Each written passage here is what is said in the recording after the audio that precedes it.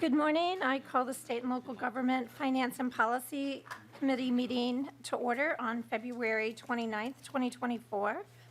There is a quorum present.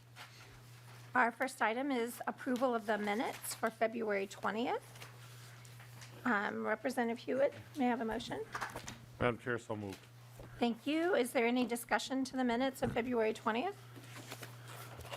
Seeing none, all those in favor of approval say aye. Aye.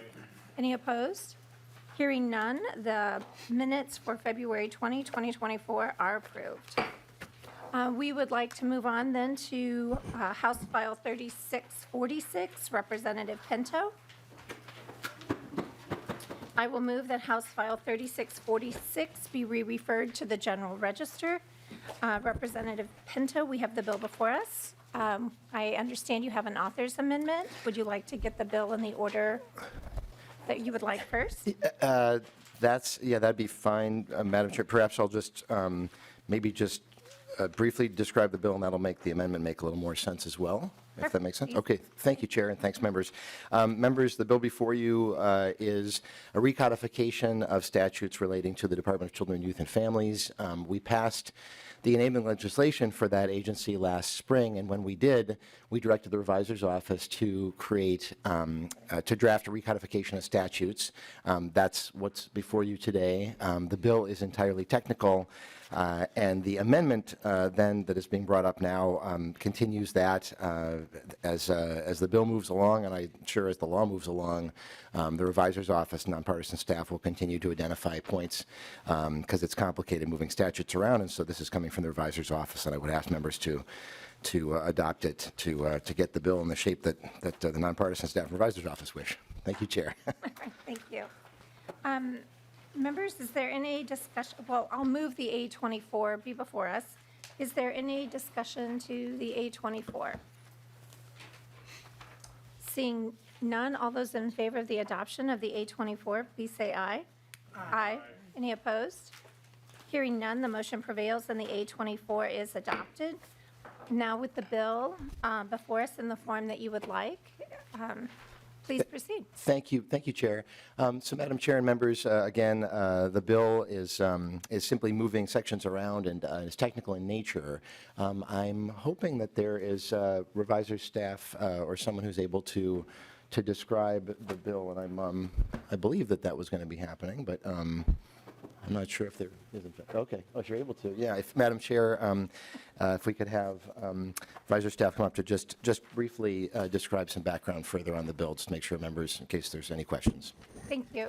Welcome. And if you'll state your name for the record and begin your summary, that would be wonderful. Thank you. Yes. Dean Trefts, Assistant Revisor. Our office, along with nonpartisan staff, work together closely with the agencies to effectuate the law that was passed last year and move statutes. A lot of the bill is just moving things from 245s and 256s over to 142A through, I think, G, or several 142 letters. There are some places where there is both what looks like new underlined text, but that is merely because we've had to copy out some functions. So there shouldn't be any policy changes in here, but it is simply either moving things wholesale, amending things and then moving them, or what is effectively copying them, but there isn't really a function for copying like a revisor instruction. So those are that is new language that may be adapted for the new department, but is actually just mostly copied or so in some cases language adapted to do the same function as was instructed in last year's laws. Thank you very much. Chair Pinto, is there anything you want to say about that? No, Madam Chair and members, no thanks. Well, I would just like to extend a large thank you. Yes. I know that we ask a lot of the revisor's office in putting this bill together last year, so I would like to say thank you for your hard work in that. Members, are there any questions? Okay. I understand that there are two amendments. Who is offering the A1? Madam Chair, I'll take that. Thank you, Lead Nash. Would you like to explain the A1? Yeah, I would offer the A1, and the goal here, and I've spoken with Representative Pinto about my concerns, and I don't know that we have a kumbaya moment, but my goal is to not allow for duplicative efforts and budgets to exist, and for it not to be in the budget of one part of the state government and be accessible by another. So that's the intent of the A1, is to put up some guardrails to prevent that. And I think Representative Pinto and I spoke about this on the floor yesterday. Many days seem to run together already.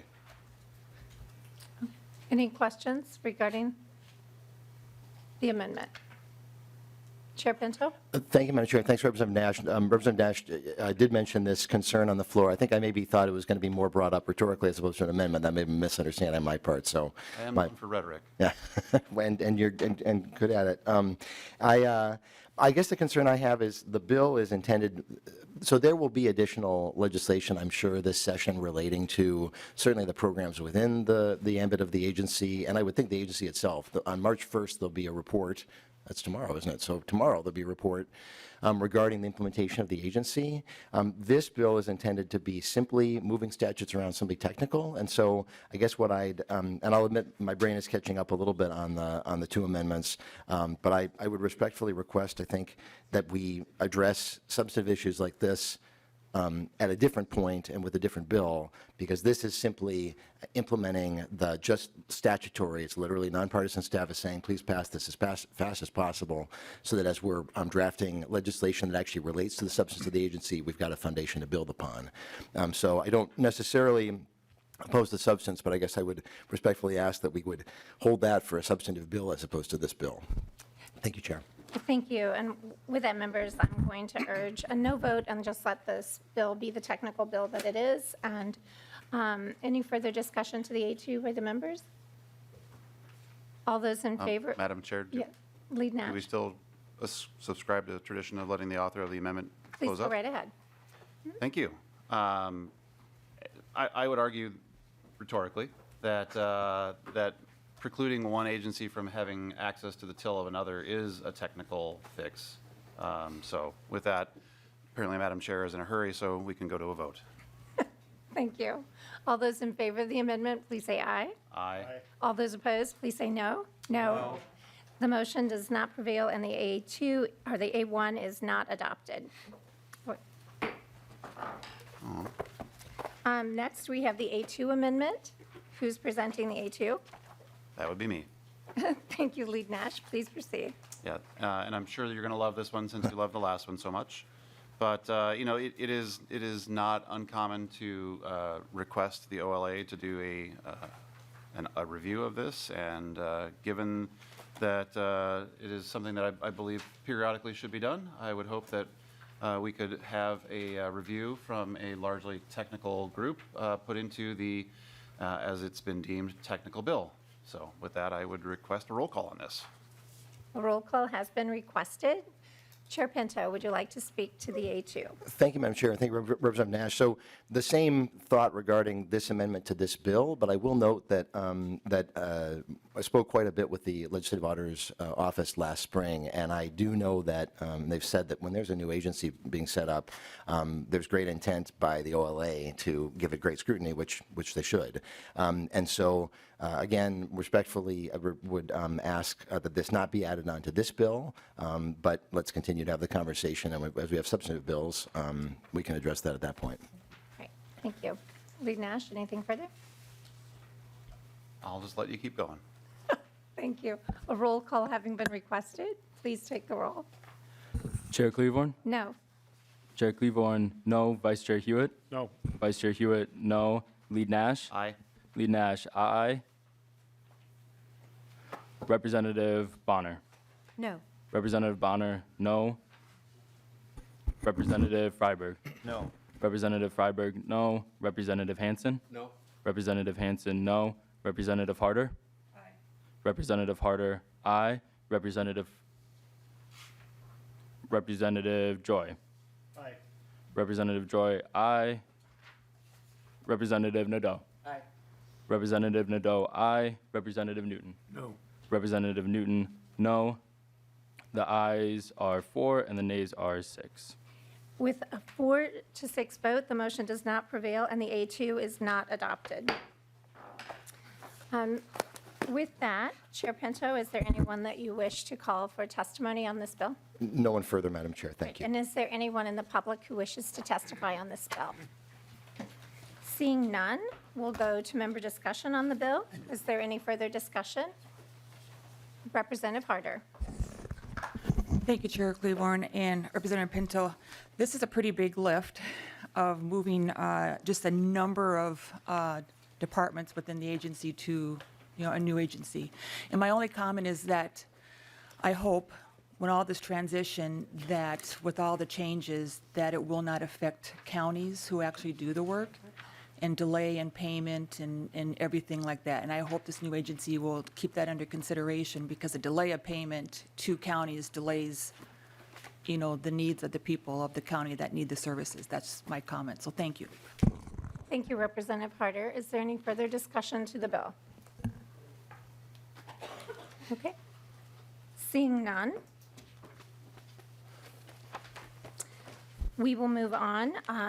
I will renew my motion that House File 3646 as amended be re-referred to the General Register. All those in favor, please say aye. Aye. Any opposed? No. The motion prevails, and House File 3646 as amended is recommended to be re-referred to the General Register. Thank you, Chair Pinto. Thank you, Madam Chair. Thank you, members. Okay. Next, we will move on to House File 3679, Representative Kraft, if you'll come forward. I will move that House File 3679 be re-referred back to Commerce. We have the bill before us. If you'd like to, welcome to the committee. Thank you. If you'd like to state your name for the record and tell us about your bill, please. Yes, my name is Larry Kraft. Thank you so much, Madam Chair and committee members. So this bill is really about consumer protections and consumer choice around telecommunications, and is probably even more impactful in greater Minnesota. It addresses some specific consumer protection situations that the agency will describe, so I've asked them to come up here with me, and also removes some old language preventing municipalities from developing communication services in certain limited situations. If you'd please state your name for the record and begin your testimony, please. Thank you, Chair. For the record, my name is John Kelly. I'm the Director of Government Affairs for the Minnesota Department of Commerce. Good afternoon, members, or morning members, goodness. Thank you to Representative Kraft for carrying this bill, which is the department's telecom policy bill. This bill was heard previously in Commerce. We took an amendment from that, reflected to try to address some of the agency or the industry's concerns. We are still continuing to talk with industry around this language. This bill is going back to Commerce. We are working on language around the issue of condemnation that's in the bill that pertains to this committee, the Muni section. And so we are hopeful that we'll get this ironed out. This is an important bill. It amends, in the first part of the bill, it amends section 237.121 to require voice service providers to provide a prorated refund to customers who pay in advance but cancel their service before the end of their prepaid term.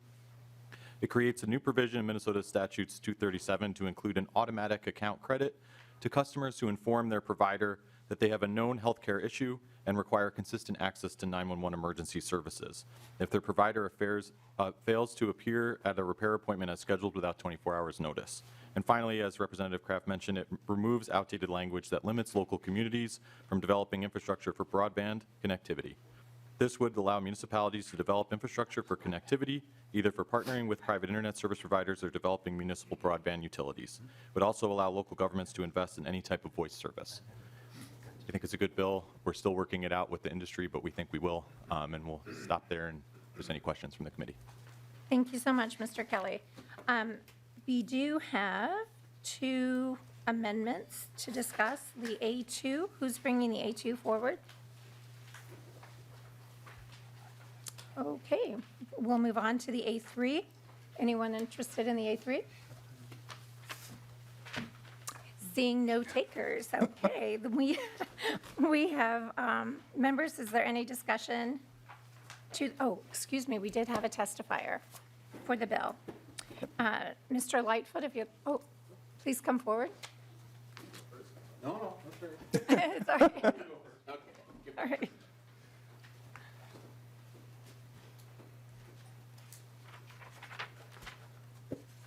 Thank you, Mr. Lightfoot. If you'd state your name for the record and begin your testimony, please. Good morning, Madam Chair and members. My name is Daniel Lightfoot, and I serve as a intergovernmental relations representative with the League of Minnesota Cities. The League represents the collective interests of 838 member cities across the state of Minnesota.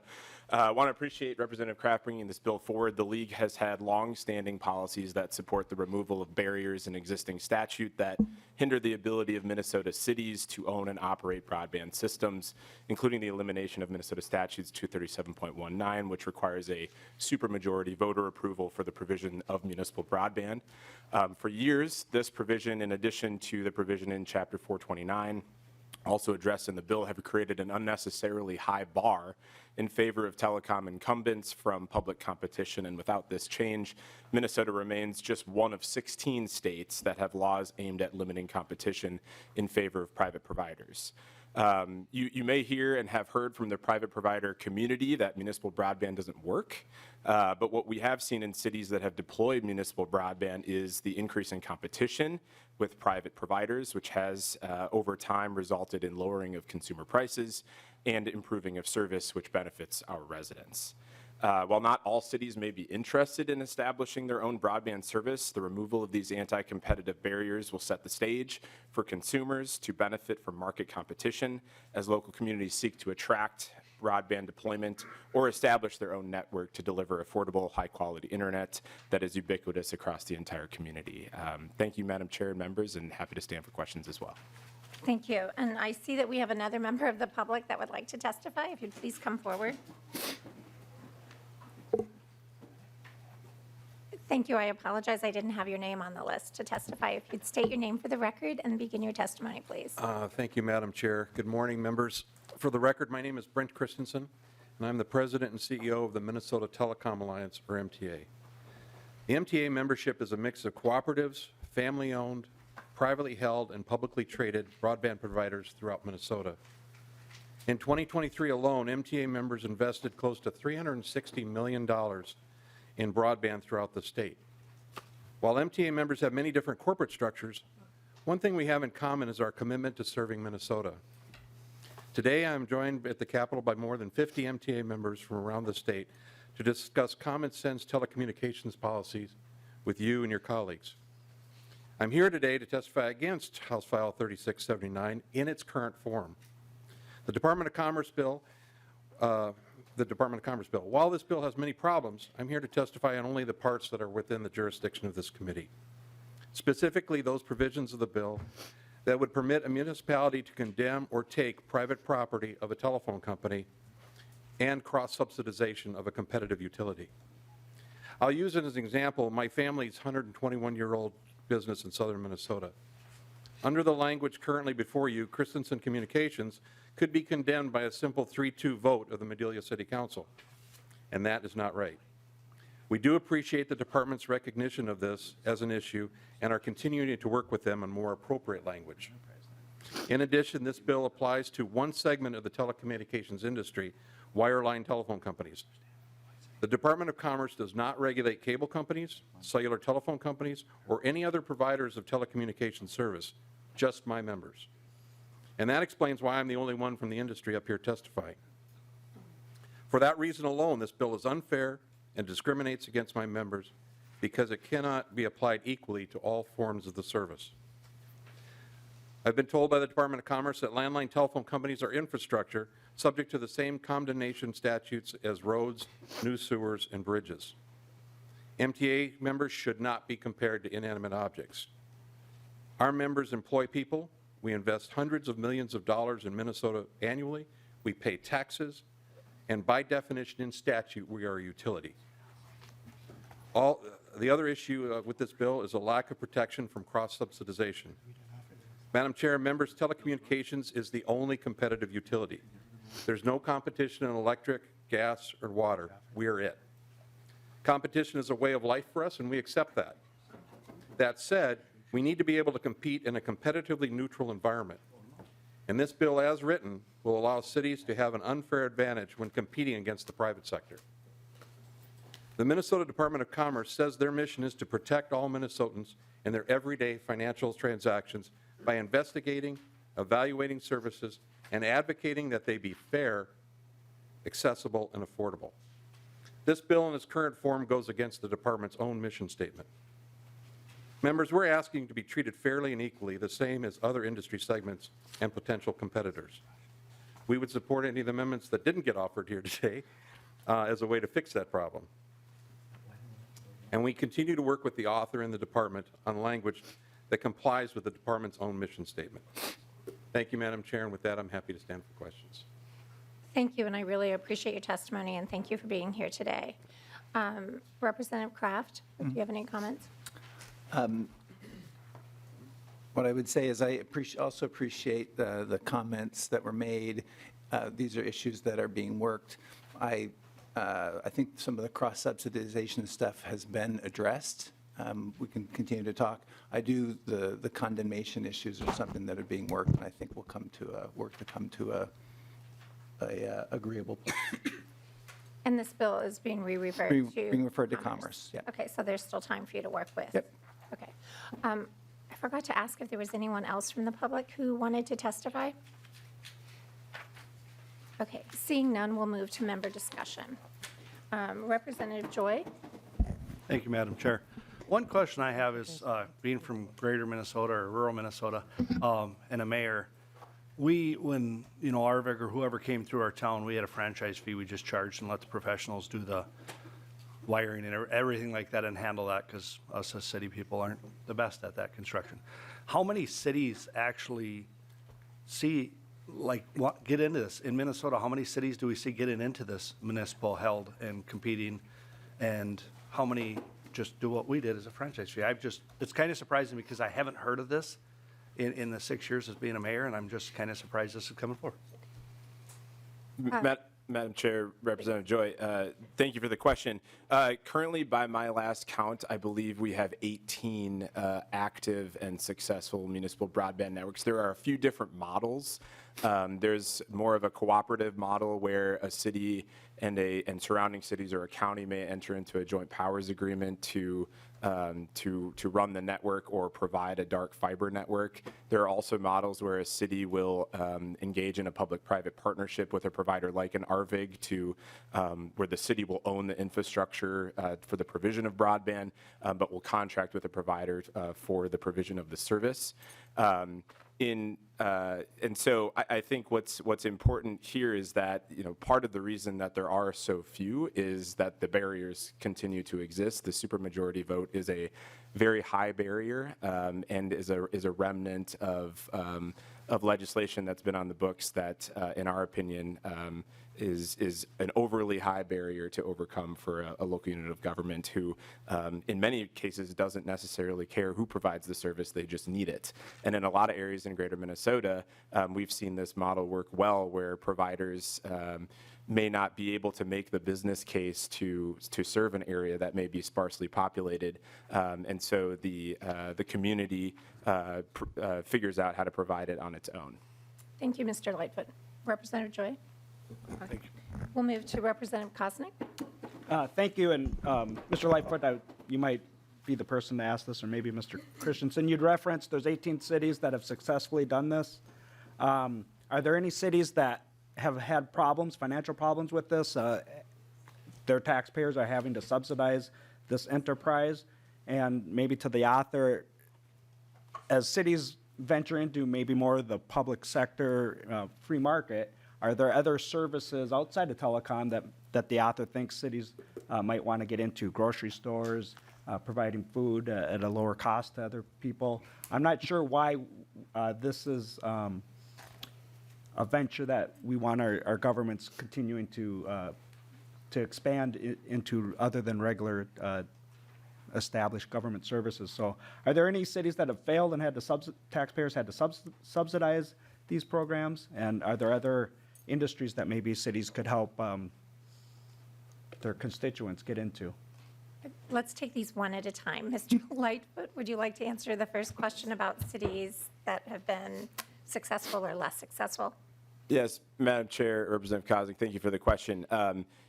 As I think any of the providers in this room would tell you, installing a brand new, fiber network does carry with it some significant costs, certainly. And there have been, I think, the cases that are often discussed is the city of Monticello, for example, with their FiberNet product.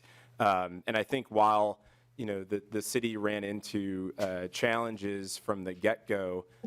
Part of the reason was they were being consistently sued by the provider community. And I think now, based on my conversations with the city, the FiberNet network is profitable for the city and has successfully lowered prices for consumers from a $150 watermark now to the city being able to provide $30 a month for 100 megabit symmetrical service and $75 a month for gig symmetrical service.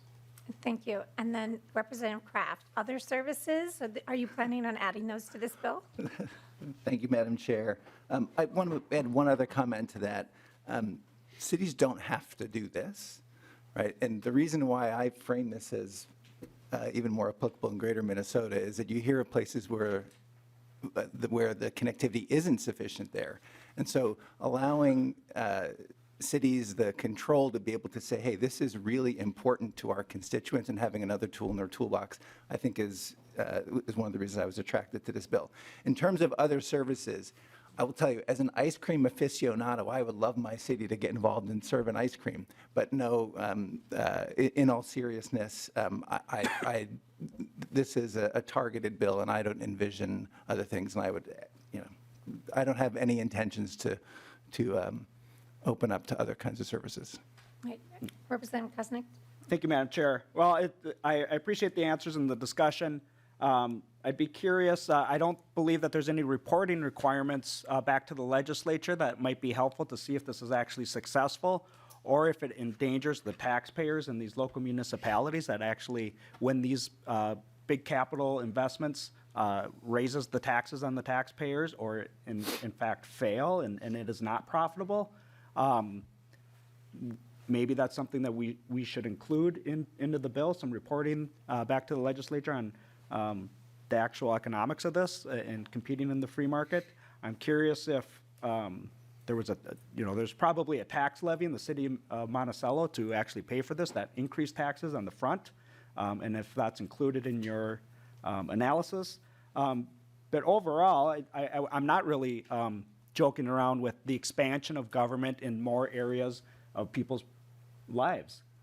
Last session, we had, a huge budget increase in the state government of 40%, and now we're going to the local levels of government and asking them to do more and more. That's not necessarily prescripted in my opinion, the proper role of local governments to get into the free markets. And so I just see this as another big government growing and growing, and the mandates that are come to it and how the cities regulate it and push different requirements on their taxpayers and users of this is concerning to me. I hear your opposition. Representative Nash, we also have Representative Nadeau. Would you prefer to go Representative Nadeau? Thank you, Representative Nash and Madam Chair. Good morning, Representative Kraft. Thank you for bringing this. I have a couple of questions, and I'm going to keep it within, I think, the purview of this committee. Can you tell me where this bill came from? Who is trying to do this and can't currently? Representative Kraft. Madam Chair, Representative Nadeau, this is an agency bill. It came from the Department of Commerce. Representative Nadeau. Thank you. So if we're, I know that the League of Minnesota Cities representative, he testified that, the cost has been driven down in some of these cases, and I would submit that access and advances in technology are driving down the cost of access. I'm not opposed to municipalities, doing this, but I think the statute was pretty clear when it was drafted 100 years ago or whatever.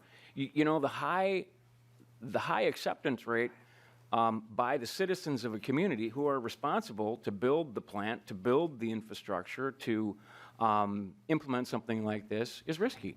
And so I think it was put in there so that there would have to be a high preponderance of people who need this service to be put in place. And I don't think the Department of Commerce has made a reasonable defense against that. I live in northwest Hennepin County. I have a DSL line to my house. I just got cable. I have both right now because I'm not quite sure which one is going to work. This isn't just a greater Minnesota thing. CenturyLink has invested hundreds and hundreds of millions of dollars into building a system in my community. And if all of a sudden 3 members of my city literally want to use their power of eminent domain, and condemnation is the exercise of that, and I know that you're going to work on that in Commerce, but if 3 members of my city decide, geez, we're going to condemn this, I have to submit that you would think that that is a bit concerning, that the citizens wouldn't have a high Please. standard of wanting to be engaged in that. So I guess my question is, why do we want to remove citizen engagement on something that's this big and this important to people working from home, students learning? Why would we want to remove that? Representative Kraft. Madam Chair, Representative Nadeau, as the, I believe as the representatives of the, first let me just say, there was a lot in there. On the condemnation bit, I've already indicated that I think there's some merit to the points. So I think we're going to address that. And then beyond that, the city council is the representative of the people. So I think it makes sense that they should be able to vote on this and make a decision. If it's not liked, then they can be voted out. Thank you. And is there a follow-up? Yes. I mean, would you submit then that local units of government should be able to implement sales tax without referendum? Representative Kraft. Madam Chair, Representative Nadeau, this is not a sales tax bill. Thank you. Lead Nash. Well, thank you, Madam Chair. And there was a little bit of confusion as to who was offering what amendment. I still would actually think I'd like to offer the A3 unless you kind of pop the clutch and just move on through that. We have already had that opportunity, and let's just continue on. So This bill is here's the deal. the bill's being re-referred to Commerce where that amendment could be offered. Great. Thank you. So here's my opposition to this, and I'll hearken back to a conversation. I think it was when I was a city council member. There was another member of the city council that wanted to look at doing a municipal golf course as a way to raise revenue, and city staff kind of freaked out a little bit because they didn't want to get into the business of golf courses because it was expensive and a liability.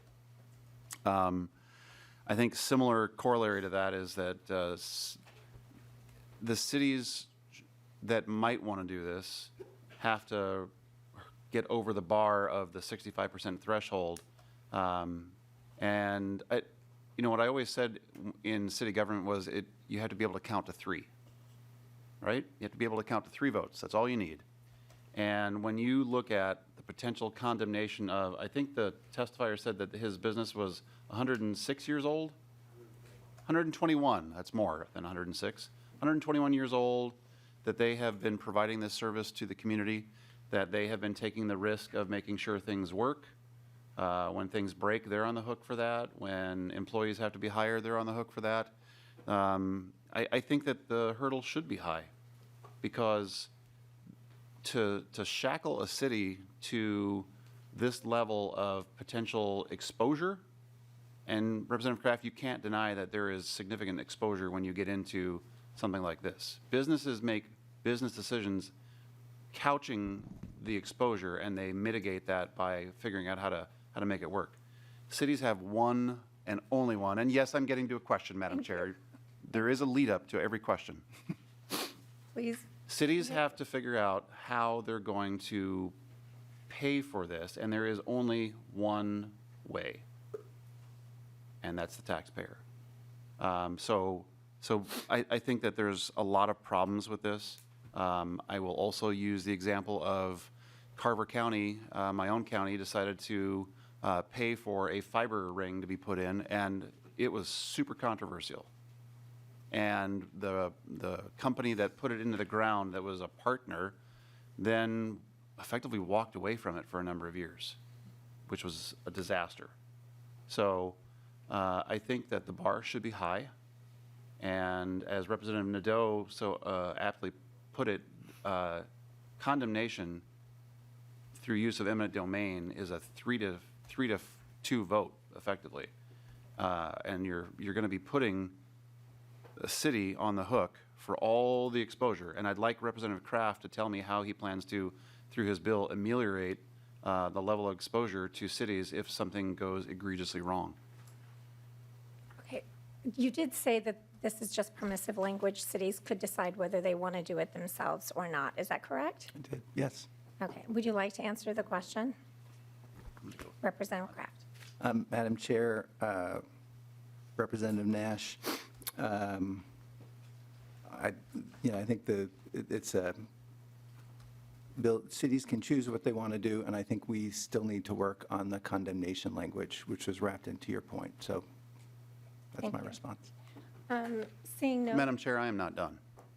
Excuse me, Representative Nash, could we just use a little decorum and we'll be polite? You Well- could just say, I have a follow-up, and I will Madam be happy Chair, to acknowledge you. You wanted to Please go past proceed. you wanted to go past Representative Nadeau when he was not done.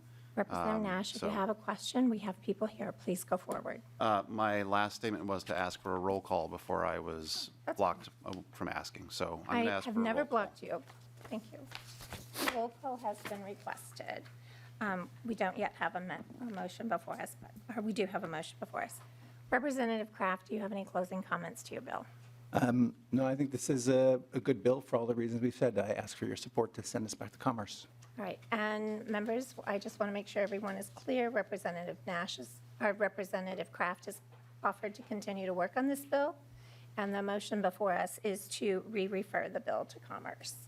And with that, I will ask you to take the roll call. Chair Cleavorn? Aye. Chair Cleavorn, aye. Representative Hewitt? Aye. Representative Hewitt, aye. Lead Nash? No. Lead Nash, no. Representative Bonner? Aye. Representative Bonner, aye. Representative Berg? Aye. Representative Berg, aye. Representative Freiberg? Yes. Representative Freiberg, aye. Representative Hansen? Aye. Representative Hansen, aye. Representative Harder? No. Representative Harder, no. Representative Joy? No. Representative Joy, no. Representative Koznick? No. Representative Koznick, no. Representative Nadeau? No. Representative Nadeau, no. Representative Newton? Yes. Representative Newton, aye. The ayes are 7 and the nays are 5 with 1 excused. With a vote of 7 ayes, 5 nays, 1 excused, the motion prevails, and House File 3679 is recommended to be re-referred to Commerce. Thank you. Representative Fischer.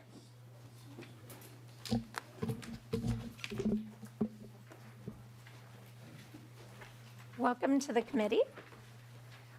Since you were not a member of the committee, I will move that House File 3987 be re-referred to the General Register. We have the bill before us, if you would like to begin your testimony. Thank you, Chair Claiborne, and thank you, Committee, for the opportunity to present House File 3987. 3987 is a bill that is a result of work that we did in the last legislative session to break off the Department of Direct Care and Treatment into a separate agency from the Department of Human Services. This is a bill that is very technical in nature. It is something that we've worked very closely with the nonpartisan staff on, and I should say, actually, nonpartisan staff did the bulk of the work, all the work on this. And I want to say thank you, because I know this is a lot of work as they go through and separate the different sections. You know, the purpose of the bill is to make the necessary changes in statute, and that means transferring the Department of Direct Care and Treatment Executive Board and all the duties and authorities currently vested in the Commissioner of Human Services into its own direct agency. And the bill does not address the composition of the board that's going to be overseeing the department. But what it does is it makes sure that it moves all the functions and powers over so that things will occur so that they can continue to function as they have been. Some of the things that it does is nonpartisan staff reorganized the effective language for clarity and ease of use. They updated terminology. Many of these parts of the statute have not been looked at in decades. And so as they were going through, they're taking careful look to see where we made changes, because sometimes when legislatively we make changes in one part of statute, changing a term, it doesn't always get caught in other parts, and this is the type of thing. So they spend an enormous time going through and comparing the statutes, making sure that we're getting everything updated. They also removed obsolete language. There have been times in the past where there are different reports that were called out that were just for one specific purpose at one time. We dropped those. They dropped those in the process because they weren't needed to be outlined in language anymore. The codification is not intended to change any existing policy at all or to have a fiscal impact beyond the reorganization of the executive branch functions. I do have nonpartisan staff here who is available. I do want to say a big thank you to them for all the work they've done since last year to put this together, and I will stand for questions. Okay, I do see that we have, I think there's an A1. Is anyone offering the A1? Lead Nash. Thank you. So this is a very similar amendment to the last. I don't know if Representative Fischer was in the room when we were talking about it previously. Okay. Yeah. So, in trying to remove things from the Department of Health, big fan of that idea because they're largely inefficient and too big. Wanted to make sure that as we're doing that, we're not allowing for the duplicative effort that often happens in government. So I wanted to make sure through the A1 that we were addressing that, and that if we could implement the A1, that I think that would provide some greater level of assurance to my side of the aisle that we're actually going to do this and do this seriously. Representative Fischer. Thank you, Chair Claiborne. Thank you, Representative Nash. I will say that where I would recommend that to be done is there's going to be a separate policy bill moving on this exact same area. From my recall, Chair Knorr is going to be carrying that bill. I would say that would be the best place to be doing that because that is getting more into some of the policies that we have out here. We were just going by just direct things that were being broken off in this area and just keeping statute going from one to the other. So you're saying this is just a clean technical? A clean technical bill, would like to keep that way. We do have another, I do appreciate the issue being raised, and I would encourage Representative Nash to reach out to Chair Knorr as Chair Knorr brings forth his bill. Thank you. Lead Nash. Well, thank you for the support of my amendment, Representative Fischer. I'll be sure we talk about that later. I think that, the bill's here now, and it's a technical amendment. So, once again, I think that it should be added in. All right. Thank you very much. Members, I encourage a no vote. We've heard that this will go through Chair Knorr's committee. At that time, this is the appropriate, this could be a place where, oh, The excuse policy me, bill. I'm sorry. I want to interrupt. I'll ask for a roll call if you're. A roll call has been requested. Members, I am going to vote no on this amendment, and I encourage you to vote no. With that, please take the roll. Chair Claiborne? No. Chair Claiborne, no. Vice Chair Hewitt? No. Vice Chair Hewitt, no. Lead Nash? Aye. Lead Nash, aye. Representative Bonner? No. Representative Bonner, no. Representative Berg? No. Representative Berg, no. Representative Freiberg? No. Representative Freiberg, no. Representative Hansen? No. Representative Hansen, no. Representative Harder? Aye. Representative Harder, aye. Representative Hers excused. Representative Joy? Aye. Representative Joy, aye. Representative Koznick? Aye. Representative Koznick, aye. Representative Nadeau? Aye. Representative Nadeau, aye. Representative Newton? No. Representative Newton, no. The ayes are 5, nays are 7, with 1 excused. With a vote of 5 ayes, 7 nays, 1 excused, the motion does not prevail, and the A1 is not adopted. We move on to the A2. Who's offering the A2? Representative Koznick. Madam Chair, I'd like to introduce the A2 amendment, and what that does is provide for legislative auditor review for duplicative services, similar to the previous discussion. I think this just adds another layer of safeguard for taxpayers to make sure that state government runs efficiently. And so I would encourage a yes vote and support for the A2 amendment. Thank you. Chair Fischer. Thank you, Chair Claiborne. I would ask for a no vote on this. I will say that the Department of Direct Care and Treatment is very highly already segregated within the Department of Human Services right now and has a lot of oversight. I would say if there's concerns, this is one where I feel this is more straight into a policy area, and that's just something that should be looked at in the policy bill that comes forward. Thank you very much. And so is there further discussion?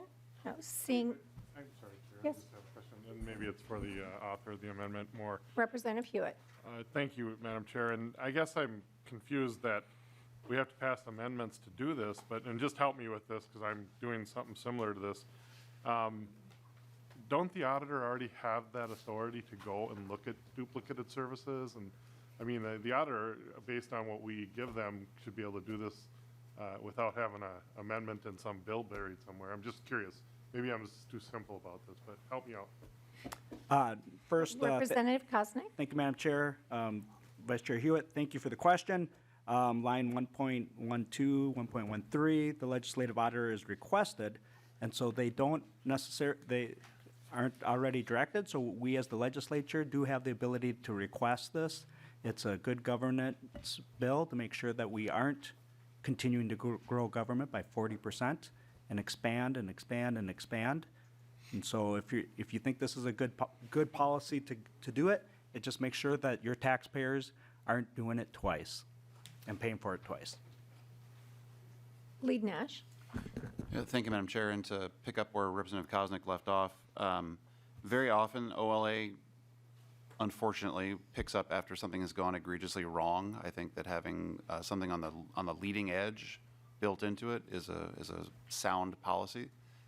So, Representative Hewitt, that's why we have asked for this, is to make sure that before something goes wrong, and this agency is noted for things going wrong, that it might be good to have a little belt and suspenders for scrutiny in there. Thank you. And I would just like to remind the committee that Chair Fischer has said to us that he'd like this to be a clean bill, just a technical bill, and that any changes like this would be in the Policy and Chair Norris Committee. Representative Koznick. Thank you, Madam Chair. Representative Fischer, I appreciate the discussion on this, and we continue to grow and ask government to do more and more. This amendment just makes sure that we aren't overdoing it, and I know we grew government an incredible amount. $20 billion surplus was spent and gone. $10 billion in taxes were added. Taxpayers are a little tired of being asked to continue to do more and more. They want efficient government. That's what this amendment does, and Madam Chair, I would request a roll call. Thank you. A roll call has been requested. If you would please take roll. Chair Claiborne? No. Chair Claiborne, no. Vice Chair Hewitt? No. Vice Chair Hewitt, no. Lead Nash? Aye. Lead Nash, aye. Representative Bonner? No. Representative Bonner, no. Representative Berg? No. Representative Berg, no. Representative Freiberg? No. Representative Freiberg, no. Representative Hansen? No. Representative Hansen, no. Representative Harder? Aye. Representative Harder, aye. Representative Fur is excused. Representative Joy? Aye. Representative Joy, aye. Representative Koznick? Aye. Representative Koznick, aye. Representative Nadeau? Yes. Representative Nadeau, aye. Representative Newton? No. Representative Newton, no. The ayes are 5, the nays are 7, with 1 excused. With a vote of 5 ayes, 7 nays, 1 excused, the motion does not prevail and the A2 is not adopted. Next, we'll move on to public testimony. Is there anyone who wishes to testify on this bill? Seeing none, we will move to any further member discussion. Representative Harder. Thank you, Chair Claiborne and Representative Fischer.